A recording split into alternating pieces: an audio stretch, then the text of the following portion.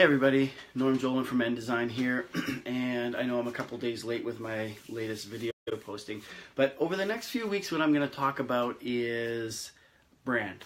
I'm going to talk about company branding, and there are multiple components from that perspective for a company brand. I'm going to go through on a week-to-week basis. I'm going to talk about one of the key ones.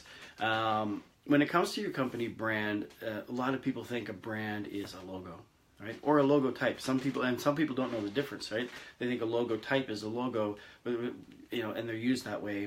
Sometimes companies have a logo type and a logo, and sometimes they're used together, sometimes they're not. But at any rate, your company brand is so much more than your logo. There are so many other components that build a company brand that people don't think about, right? And they really should have them in place. One of the things that I recommend having for any business, I think any business should have this. Doesn't matter if you're a sole proprietor or if you're a business with 10 employees or 100 employees, and that's a brand styles guide. This is the styles guide for my company. Basically, this outlines everything you can and can't do with the company brand. Every company should have one of these. If you send anything out for print-wise, or somebody's working on something for you, a sign or an ad or a publication, they get a copy of that in a PDF form so they know what they can and can't do with your identity, how the company needs to be represented. Your company is something that's very important, and you need to make sure that you have a corporate culture that's established, and you want to make sure that that corporate culture is relayed to your team and your customers. Your customers need to understand what the corporate culture is. And part of that corporate culture is things like your purpose, your vision. And that's very important for people to understand that, because when people buy things from you, they're buying into that corporate culture. One of the things that it's proven that there are people that will go past your competitors directly to you because your brand values or your corporate values are in line with their values. And so you want to make sure that that is relayed so that they understand that. I mean, a perfect example of that is Apple.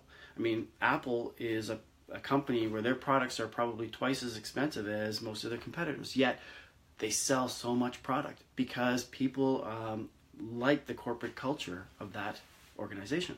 So it's important to have this stuff in place, and it should be documented in something like a brand styles guide. Now, this week what I'm going to talk about is brand vision. So your brand vision is basically, it's pretty simple. It's what you aim to achieve as a company. Okay, that's your brand vision.